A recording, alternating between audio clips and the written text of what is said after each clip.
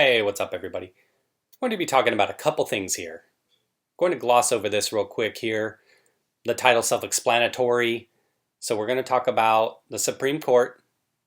We're going to talk about more craziness from individuals. It looked like some individuals were arrested. They had some strange intentions, possibly, for the Trump rally in Ohio. I put a clip up of that rally where Trump was talking about possibly being impeached or being the only guy that could be impeached for actually trying to fill a Supreme Court vacancy. We've heard Pelosi talk about that lately. Biden non-committal in terms of naming his potential replacements. And then Democrats in general talking about burning it down, packing the court, all of this stuff. Let's talk about this real quick. And additionally, I'll have a quick update on that Ricin case from a few days ago, the video I put up yesterday.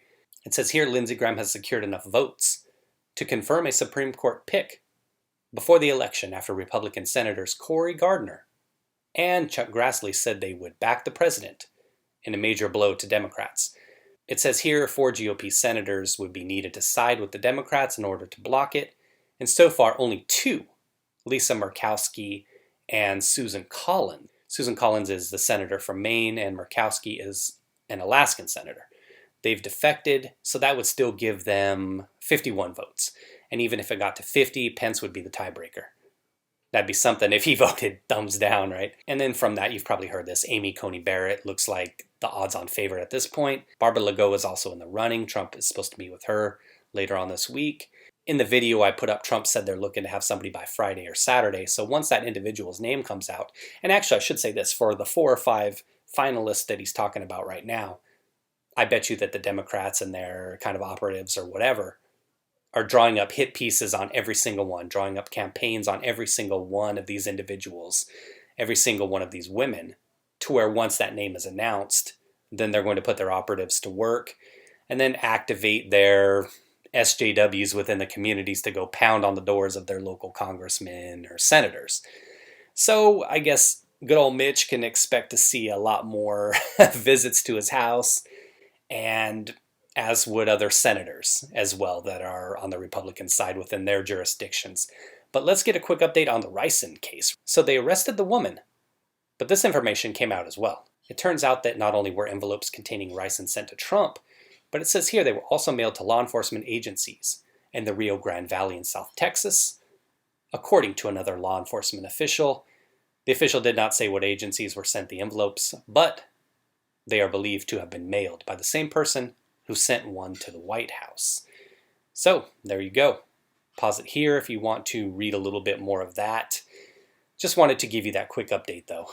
On to our main event, so to speak.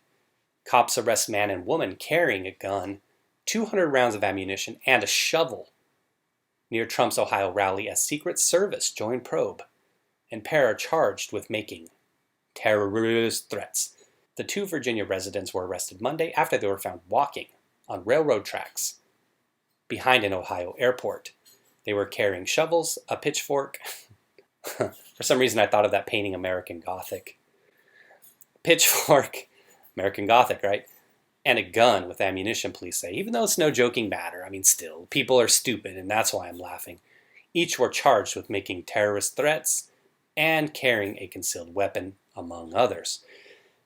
I was talking to an individual a little back and forth on BitChute. His username there is Daryl, and he says he spent a lot of time in jail, and he talked about individuals there, and this was really in regard to my video from yesterday, but he was talking about how there's actually a lot of individuals in jail who are there for this kind of stuff, and there's even instances where he's seen or heard of where individuals would send white powder or even baby powder to corrections officers, and then they end up getting worn out, getting that ass whooped once the COs and everything find out who it was. So that's from him.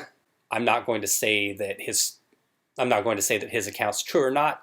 I take people's word for it. So Daryl, if you're watching the videos, keep the comments coming. I definitely enjoy reading what you're talking about, because with the stuff you're talking about, it's a life I've never experienced. So, and I was even telling him, like I often tell you guys, make a video of your experiences. Have your own channel, because a lot of you have different insights that I don't have, and If you ever do, shoot me your channel link and I'll watch your videos. I like watching your guys' videos. I don't even watch mainstream news anymore. I watch people out there who are like you, who are like me, just talking about the news and giving their opinion of it. Now let's read a little bit of this. And again, I have another video up today. It's just a clip of Trump at the rally. So it's from C-SPAN. It's not like I did anything with it. So check that out as well. And it pertained to the Supreme Court. So check that out if you weren't familiar with it. It's like a 3-minute video. But it says here, police have arrested a man and a woman who are allegedly found carrying shovels and a gun near where President Trump was holding a rally in Ohio. Not sure what they were going to do with the shovels. Would they plan on digging a grave too? I don't know.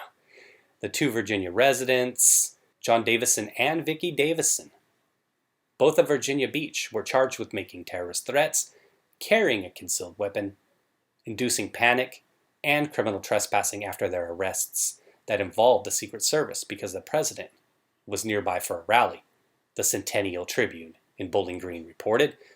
Bowling Green. It was not immediately known if either one had retained an attorney or if they were related. You know, same last name, maybe. The 2 were captured behind the Toledo Executive Airport in Lake Township, which is a designated reliever airport for the Toledo Express Airport. President Donald Trump was holding a rally Monday night at the main Toledo Airport in Swanton, but there was no immediate indication the 2 events were linked. FBI and Secret Service agents were involved in the ongoing investigation, authorities said. But no further details were disclosed, and you've got to believe with the ricin incident recently that everybody's on high alert, right? Police responded to the area after a witness reported that 2 people had gotten out of a vehicle and were walking on the tracks. The caller said the 2 had shovels and a backpack, which authorities said contained a Glock pistol with an extended magazine, 200 rounds of ammo, and 4 tourniquets. So what were they going to do? Shoot Trump in the leg and then, you know, stitch him up a little bit and take him back to Virginia or something? Or possibly they were planning on getting shot themselves and needing the tourniquets. The rented vehicle the pair had been in had several items suspicious in nature, Lake Township Police Chief Mark Hummer told the newspaper.